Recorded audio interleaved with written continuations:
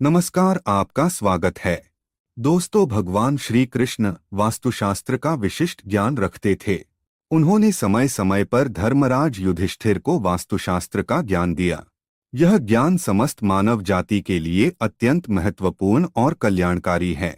श्री कृष्ण ने 5 ऐसे पेड़ पौधों के बारे में बताया है जिनका भवन की सीमा में होना दुख एवं दरिद्रता लेकर आता है। ये वृक्ष घर के सामने होने से उस घर में निवास करने वाले लोगों की कभी उन्नति नहीं होती है।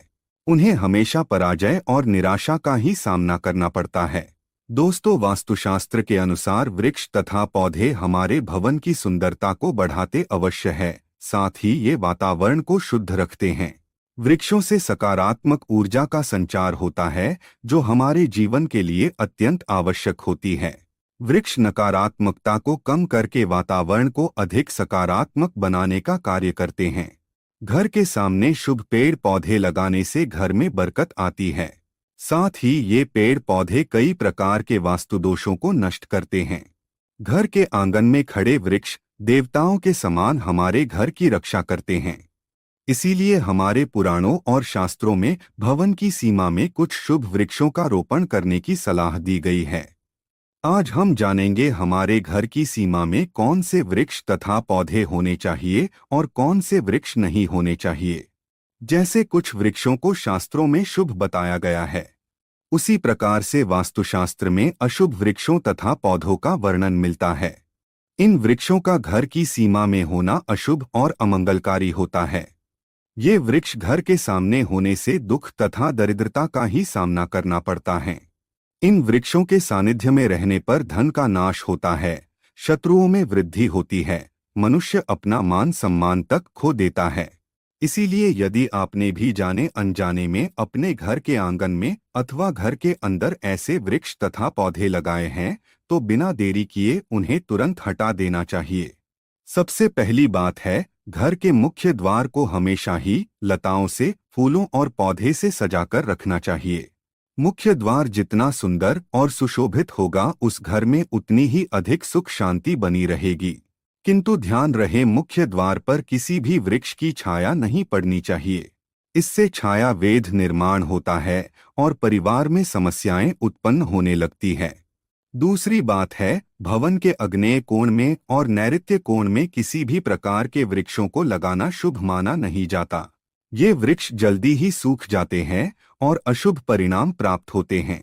तीसरी बात है, घर की उत्तर दिशा में पाम और कनकचंपा का पौधा लगाया जाता है तो धन में वृद्धि होती है। चौथी बात है, यदि घर का मुखिया व्यापार करता है तो उसे घर की सीमा में नीम और बेल के वृक्ष का रोपण करके उनका पालन पोषण करना चाहिए। इससे उनके व्यापार में अधिक लाभ प्राप्त होता है। पांचवी बात है, भवन के परिसर में कहीं भी ऊपर की तरफ जाने वाली लता बहुत ही शुभ परिणाम देती है, किंतु अगर लता ऊपर से नीचे की तरफ आती है तो अधोगति होती है और दुख भोगने पड़ते हैं। यदि इस स्थान पर कोई मनी प्लांट लगा हुआ हो तो और भी अधिक शुभ फल मिलते हैं। छठी बात है, केले का पेड़ भवन के लिए बहुत ही अधिक शुभ माना जाता है, लेकिन इसे घर के पीछे लगाना चाहिए। यदि इसे घर के सामने लगाना हो तो तुलसी के पौधे के पास लगा सकते हैं। तुलसी के पास केले का पेड़ हो तो धन संपत्ति में अकस्मात ही वृद्धि होती है, क्योंकि केले के पेड़ में भगवान विष्णु निवास करते हैं और तुलसी में माता लक्ष्मी का वास माना जाता है। आइए अब जानते हैं कौन से पेड़ पौधे घर में लगाना अशुभ होता है। सबसे पहले बात कर लेते हैं कांटेदार पौधों की।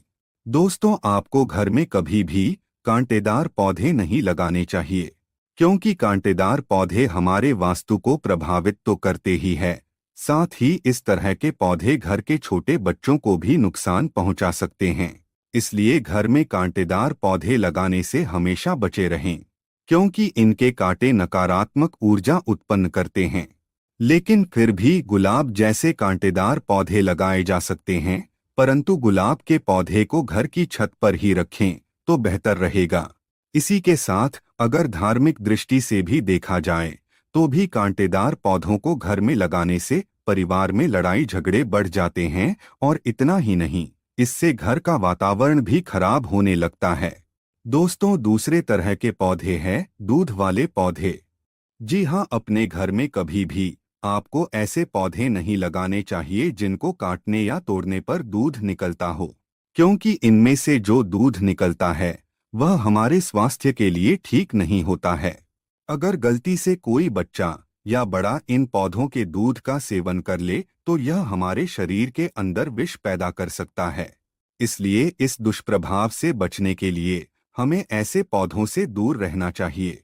वैसे धार्मिक दृष्टि से भी देखा जाए तो भी इन पौधों को घर में लगाने से घर की सुख शांति चली जाती है और घर में नकारात्मक शक्तियां प्रवेश कर जाती है। दोस्तों, इसी क्रम में तीसरे नंबर पर आते हैं मुरझाए हुए पौधे। दोस्तों, आपने देखा होगा कई बार हमारे घर के गमलों में लगे हुए पौधे सूख या मुरझा जाते हैं।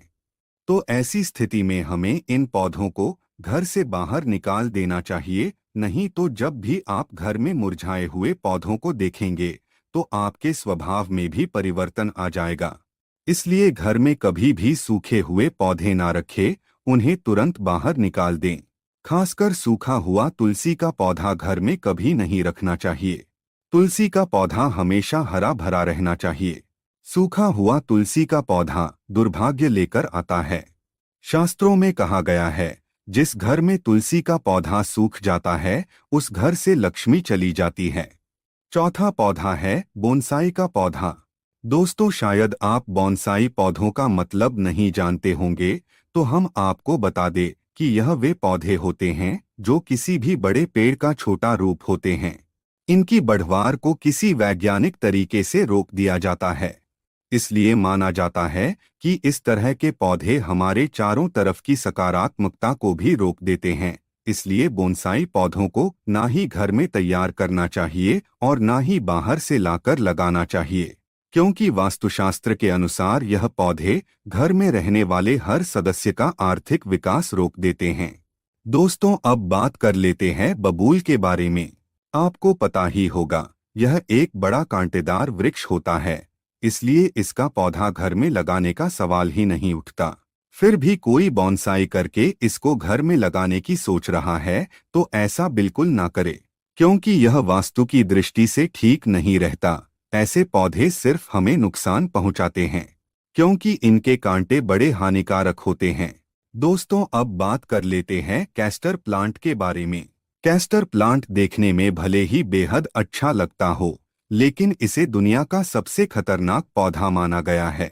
इस पौधे के बीज 2 दिनों के अंदर इंसान की जान ले सकते हैं। इसे घर में लगाने की भूल बिल्कुल नहीं करनी चाहिए। अगर आप इसे घर में लगाते हैं तो छोटे बच्चे इसके बीज गलती से निगल सकते हैं। इस पौधे को घर में ही नहीं बल्कि घर के आसपास भी नहीं रखना चाहिए। अगर आसपास ये पौधा हो तो तुरंत इसे उखाड़कर फेंक दे। दोस्तों, अब बात कर लेते हैं बेर के पौधे के बारे में। कहा जाता है कि फलों में गिने जाने वाले बेर को खाने के लिए लोग इसे अपने घर में भी लगा लेते हैं, लेकिन यह गलत है। कहते हैं इसे लगाने से घर में नकारात्मक शक्तियां आ जाती हैं। केवल इतना ही नहीं, धार्मिक दृष्टि से भी अगर देखा जाए तो बेर के पौधे के घर में होने से आर्थिक समस्या बढ़ने के साथ ही धन की हानि भी होने लगती है। इस कारण से इसे घर में नहीं लगाना चाहिए। दोस्तों, अब बात कर लेते हैं घरों में सबसे ज्यादा लगाए जाने वाले पौधे मनी प्लांट के बारे में। दोस्तों, अगर आप अपने घर में तरक्की चाहते हैं तो घर के मुख्य द्वार पर आपको मनी प्लांट लगाना चाहिए।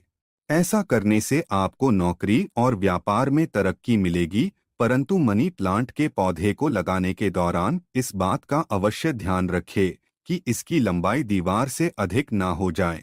इससे आपके जीवन में परेशानियां आनी शुरू हो सकती हैं।